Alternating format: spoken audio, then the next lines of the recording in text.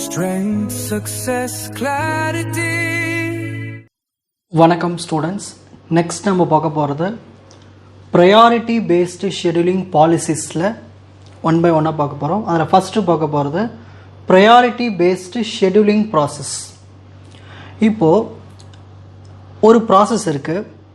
அந்த ப்ராசஸ் எப்போ ஸ்டார்ட் ஆகணும், எப்போ ஒர்க் ஸ்டார்ட் பண்ணணும்னு ஒரு ப்ரையாரிட்டி இருக்குது. ஸோ அந்த ப்ரையாரிட்டிஸ் எல்லாமே ஒரு அல்காரிதமை பயன்படுத்தும். டிஃப்ரெண்ட் அல்காரிதம்ஸ் இருக்குது, ஓகேங்களா? ஸோ அதுதான் நம்ம CPU ஷெடியூலிங் மெத்தட்னு சொல்லுவோம். ஸோ ஒன் பை ஒன்னாக இந்த மெத்தடை பற்றி தெரிஞ்சுக்கலாம். ஸோ இந்த ப்ரையாரிட்டி பேஸ்டு ஷெடியூலிங் ப்ராசஸ் ஒரு CPU ஷெடியூலிங் மெத்தட். ஸோ ஒவ்வொரு ப்ராசஸ்க்குமே ஒரு ப்ரையாரிட்டி அசைன் பண்ணிவிடுவோம். அதான் இதில் நடக்கிறது. ஸோ CPU எப்படி அலோகேட் ஆகும்னா, எதுக்கு ஹையஸ்ட் ப்ரையாரிட்டி இருக்கோ அந்த ப்ராசஸ்க்கு மட்டும்தான் CPU அலோகேட் ஆகும். ஸோ யாருக்கு ப்ரையாரிட்டி அதிகமாக இருக்கோ அவங்க சீக்கிரமாக எக்ஸிக்யூட் ஆவாங்க. ஃபஸ்ட்டு அவங்க எக்ஸிக்யூஷன் ஆகும் அந்த ப்ராசஸ். ப்ரையாரிட்டி கம்மியாக இருக்கிறது கொஞ்ச நேரம் வெயிட் ஆகும், ஓகேங்களா? வெயிட் பண்ணிகிட்டு இருக்கும் ரெடி கியூவில். ஸோ நம்மளுக்கு ப்ரையாரிட்டி ரெண்டு வகையாக பிரிக்கலாம். ஒன்று ஸ்டாட்டிக், இன்னொன்று டைனமிக். ஸ்டாட்டிக்னா ப்ரையாரிட்டி ஃபிக்ஸடாகவே இருக்கும், மாறாது, ஓகேங்களா? டைனமிக்னா எக்ஸிக்யூட் பண்ணும்போது மாறிக்கிட்டே இருக்கும் அந்த ப்ரையாரிட்டி. ஸோ இதில் நம்மளுக்கு ப்ரையாரிட்டி ரெண்டு டைப்பாக பிரிக்கலாம். ஒன்று ப்ரீஎம்டிவ் ப்ரையாரிட்டி ஷெடியூலிங், நான் ப்ரீஎம்டிவ் ப்ரையாரிட்டி ஷெடியூலிங். அதாவது CPU can be taken from a running process. இப்போ ஒரு ப்ராசஸ் நடந்துக்கிட்டே இருக்குது, ஓகேங்களா? அப்படி நடந்துகிட்டே இருக்கும்போது எப்பயாவது ஒரு ஹையர் ப்ரையாரிட்டி ப்ராசஸ் வந்துடுச்சுன்னா CPU எடுத்துக்கும் ரன்னிங் ப்ராசஸ்லேருந்து, ஓகேங்களா? ஸோ எனக்கு ஹையஸ்ட் ப்ரையாரிட்டி ப்ராசஸ் ஏதோ ஒன்று வந்துடுச்சுன்னா அந்த டைம் CPU தானாகவே எடுத்துக்கும், ஓகேங்களா? அந்த ப்ராசஸ் ரன்னிங் நடக்கிற ப்ராசஸ். அதுதான் pre-emptive priority scheduling.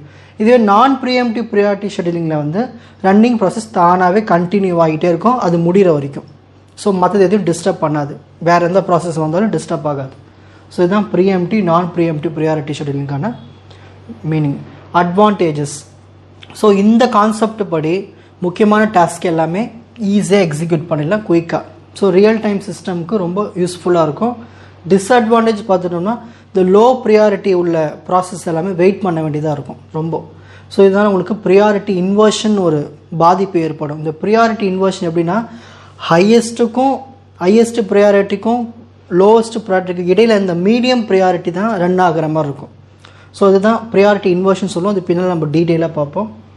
Next second one, earliest deadline first scheduling. இது ஒரு dynamic priority.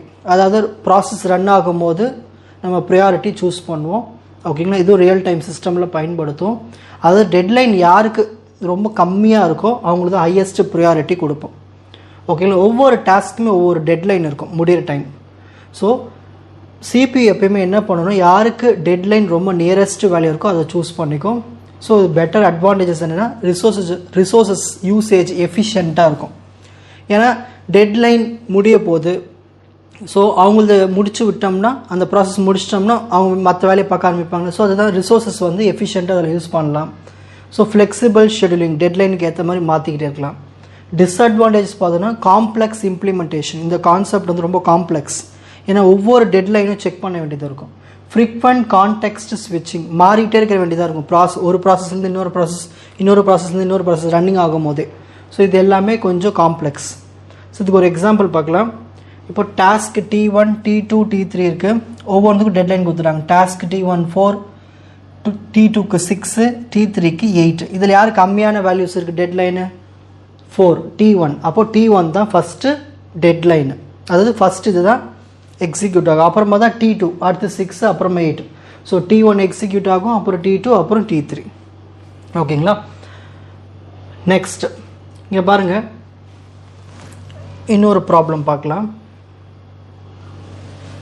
Task T1, T2, T3 இதில் அரைவல் கொடுத்துட்டாங்க, டியூரேஷன் கொடுத்துட்டாங்க, டெட்லைன் கொடுத்துட்டாங்க. இதை பேஸ் பண்ணி நம்ம சார்ட் வரையலாம் பாருங்கள். So first task 1, task 2, task 3 3 line draw பண்ணிவிடுங்க, ஓகேங்களா? நெக்ஸ்ட் அதுக்கு அடுத்தது ஃபஸ்ட் இங்கே பாருங்கள், அரைவல் என்னது? T1 0ல் அரைவ் ஆகுது, ஓகேங்களா? ஸோ அப்படியே போய்கிட்டே இருக்குது. நெக்ஸ்ட் டாஸ்க் T2 எப்போ வருது? 4ல் வருது. ஸோ 4ல் டாஸ்க் T2 ஸ்டார்ட் ஆகும். ஸோ இந்த இடத்துல நம்ம பார்க்கணும், இந்த இடத்துல ரெண்டாவது டாஸ்க் வரும்போது நம்ம டெட்லைனை செக் பண்ணணும். ஸோ டாஸ்க் T1க்கு டெட்லைன் 33, டாஸ்க் T2க்கு டெட்லைன் 28. இதில் யார் டெட்லைன் கம்மியாக இருக்குது? T2க்கு தான் கம்மியாக இருக்குது. அப்போது T1 டாஸ்க் அப்படியே ஸ்டாப் பண்ணிவிட்டு T2 ஸ்டார்ட் ஆகிடும். ஓகேங்களா? இப்போ அடுத்தது 3ஆவது டாஸ்க் வரப்போகுது. எங்கே வருது? 5ல் வந்து நிற்குது. ஸோ இதுதான் 3ஆவது டாஸ்க்கு. இந்த இடத்துல 5ல் இங்கே ஒரு ஆரோ போட்டிருக்குள்ள இந்த இடத்துல இப்போதைக்கு ஸ்டாப் ஆகிருக்கு. இப்போது T2யும் T3யும் கம்பேர் பண்ணணும். T2க்கு 28, T3க்கு 29. இதில் யார் கம்மியாக இருக்கா டெட்லைனு? T2 தான். அப்போது T2 நம்ம முடிச்சிடணும்.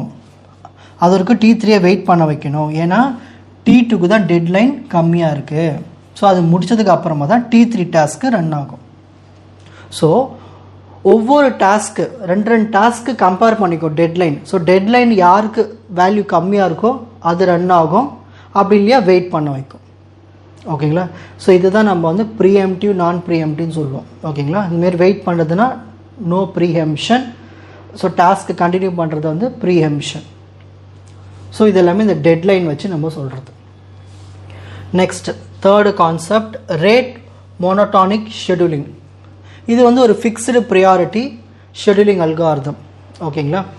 இதில் வந்து யாருக்கு பீரியட் கம்மியாக இருக்கோ அவங்களுக்கு ப்ரியாரிட்டி அதிகமாக கொடுப்போம். பீரியட் வேல்யூ அதிகமாக இருந்துச்சுன்னா ப்ரியாரிட்டி கம்மி பண்ணிவிடுவோம். ஸோ இது ஒரு அட்வான்டேஜ். சிம்பிளாக இம்ப்ளிமெண்ட் பண்ணலாம், ஈஸியாக அனலைஸ் பண்ணலாம். டிஸ்அட்வான்டேஜ் பார்த்துட்டோன்னா லெஸ் ஃப்ளெக்சிபிள். ஏன்னா இது வந்து ஃபிக்ஸ்டு வேல்யூ, ஆனால் லெஸ் ஃப்ளெக்சிபிள். CPU யூட்டிலைசேஷன் வந்து ரொம்ப கம்மியாக இருக்கும் இயர்லியஸ்ட்டு டெட்லைன் அந்த அல்காரிதம் படி. ஏன்னா அது ரன்னிங்கில் இருக்கும். ஸோ உங்களுக்கு CPU யூட்டிலைசேஷன் அதிகமாக இருக்கும். இது அப்படி கிடையாது. ஃபிக்ஸ்டு வேல்யூனால CPU யூட்டிலைசேஷன் ரொம்ப கம்மியாக இருக்கும். ஸோ ரொம்ப பொறுமையாக நடக்கும் ப்ராசஸ். இப்போது ஒரு எக்ஸாம்பிள் பார்க்கலாம். Task T1, T2, T3 period பார்த்தோன்னா 4, 8, 6. சரி, இப்போ இதில் நம்ம ப்ரியாரிட்டி வந்து கொடுக்க போகிறோம். எதுக்கு வந்து பீரியட் அதிகமாக இருக்குது பாருங்கள், இதுதான் 8. அப்போ இதான் லோவஸ்ட் ப்ரியாரிட்டி. ரொம்ப கம்மியாக எது இருக்குது பாருங்கள், 4 milliseconds. ஓகேங்களா? இதுக்கு ஹையஸ்ட் ப்ரியாரிட்டி. ஸோ ரெண்டுத்துக்கு இடையில இருக்குது 6. ஸோ இதுதான் மீடியம் ப்ரியாரிட்டி. இந்த மாதிரி நம்ம ப்ரியாரிட்டி படி டாஸ்க்கை எக்ஸிக்யூட் பண்ணுவோம். ஸோ T1 எக்ஸிக்யூட் ஃபர்ஸ்ட், அப்புறமா T3, அதுக்கப்புறமா T2. ஓகேங்களா? So high, medium, low. Next இந்த CPU யூட்டிலைசேஷன் எப்படி கண்டுபிடிக்கலாம் அதையும் பார்க்கலாம். இது எக்ஸாம்பிள் உங்களுக்கு தனியாக 2 மார்க்ஸோடு கேட்பாங்க. ஸோ டாஸ்க் கொடுத்துட்டாங்க, பீரியட் வேல்யூ கொடுத்துட்டாங்க, CPU பஸ்ட் டைம் கொடுத்துட்டாங்க. யூட்டிலைசேஷன் எப்படி கண்டுபிடிக்கணும்னா C1/P1, அதாவது CPU burst first task divided by period value plus C2/P2, 1 divided by 2 plus 1.01 divided by 3.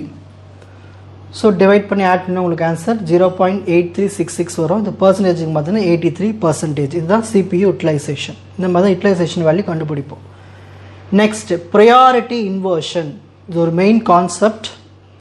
அதாவது இது எப்போ நடக்கும்னா higher priority process wait for a low priority process. This happens because a medium priority process block execution. அதாவது இந்த highest priority process இருக்கு இல்லையா, ரொம்ப நேரம் வெயிட் பண்ணும் லோ ப்ரியாரிட்டி ப்ராசஸ்க்காக. ஏன்னா அந்த இடையில் ஒரு மீடியம் ப்ரியாரிட்டி இருக்குது இல்லையா, அது எக்ஸிக்யூஷனை பிளாக் பண்ணிகிட்ருக்கும். ஸோ இது ஒரு சினாரியோ பார்க்கலாம். இப்போ லோ ப்ரியாரிட்டி டாஸ்க் எல்லுன்னு ஒன்று இருக்குது, அதை ரிசோர்ஸ் வச்சிட்ருக்குன்னு வச்சுப்போமே. ஒரு ரிசோர்ஸஸை வச்சிட்ருக்கு. ஹை ப்ரியாரிட்டி டாஸ்க் எச் என்ன பண்ணுதுன்னா அந்த ரிசோர்ஸஸ் கேட்குது. அப்போ லோ ப்ரியாரிட்டி கிட்ட தான் ஒரு ரிசோர்ஸஸ் இருக்குது, அது ஹை ப்ரியாரிட்டி கேட்குது. ஆனால் இந்த நடுவில் இருக்கிற அந்த மீடியம் ப்ரியாரிட்டி இருக்கு அம்பர் எம், அவன் வந்து ப்ராசஸ் எக்ஸிக்யூஷன் ஸ்டார்ட் பண்ணிட்டான். அப்போது எச் என்ன பண்ண வேண்டியது இருக்குது, ஹை ப்ரியாரிட்டி எல்லுக்காக வெயிட் பண்ணணும். ஆனால் எம் என்ன பண்ணிட்டான், ரன் பண்ணிட்டான் எல்லுக்கு முன்னாடியே. ஸோ இதனால நம்ம ஹையர் ப்ரியாரிட்டியான அந்த எச் வந்து டிலே ஆகும் அந்த டாஸ்க் நடக்கிறதுக்கு. ஸோ இதுதான் நம்ம ப்ரியாரிட்டி இன்வர்ஷன், மாறி போயிடுறது. ஓகேங்களா? இதுக்கு என்ன சொல்யூஷன் பண்ணலான்னா டெம்பரரியாக நம்ம ஹையர் ப்ரியாரிட்டியை என்ன பண்ணணும், அந்த ப்ராசஸை வந்து குயிக்காக முடிக்கிற மாதிரி பார்த்துக்கணும். அப்படி பண்ணால் இந்த பிரச்சனை இல்லாமல் பார்த்துக்கலாம். ஸோ ரிசோர்ஸஸ் எல்லாமே ரிலீஸ் பண்ணி விட்டுடலாம். ஸோ இது அட்வான்டேஜஸ் என்ன, பிளாக்கிங் டைமை ரெடியூஸ் பண்ணுறதுக்கு இது பயன்படும். அது மட்டும் இல்லாமல் ரொம்ப நேரம் டிலே ஆகுது இல்லையா, அது எல்லாத்தையும் ப்ரிவென்ட் பண்ணலாம் இந்த சிஸ்டமில். ஸோ ரொம்ப ரொம்ப சிம்பிள் கான்செப்ட் தான். இப்போது ஸ்க்ரீன்ஷாட் டைம்.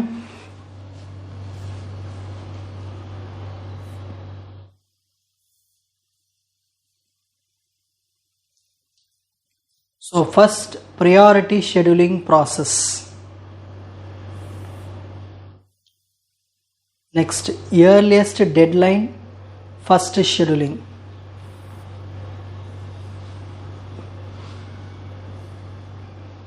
நெக்ஸ்ட்